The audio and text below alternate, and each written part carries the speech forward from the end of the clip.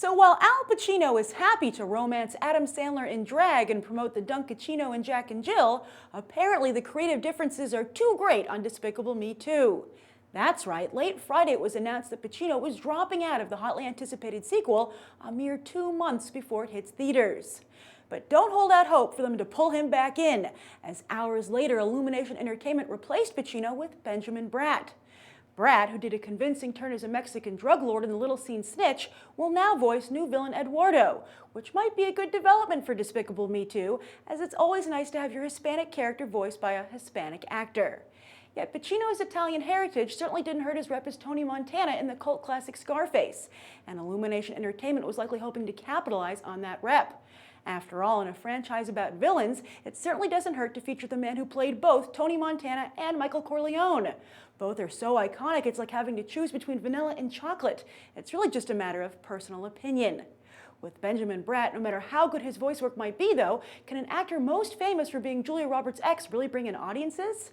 And how good can his voice work be, considering the film is most likely already animated at this point, and he'll be somewhat confined by Pacino's original performance?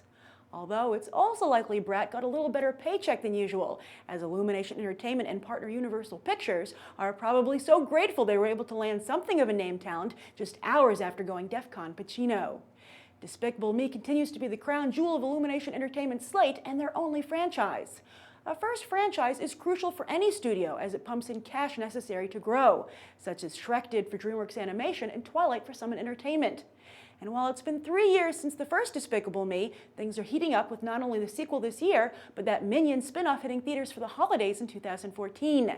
We've got a little more info on that movie as well, which will explain how the Minions have been helping villains since the dawn of time. The focus of the story, though, will be in the 1960s, which of course means we just have to have Mad Men's John Hamm in the cast. He'll voice Herb Overkill, the husband of the film's main villain, Scarlet Overkill, voiced by Sandra Bullock.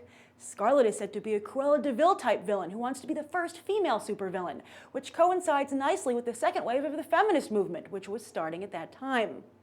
All these Despicable Me movies benefit from the same co-director, Pierre Coffin, which should give them some consistency in terms of tone and quality. So do you think Despicable Me 2 can recover from the loss of Al Pacino with the help of Benjamin Bratt? And is this a franchise on the same level as Shrek and Twilight? Write your thoughts down below. I'm Grace Randolph, and this has been a Movie Bite. You can watch more right now.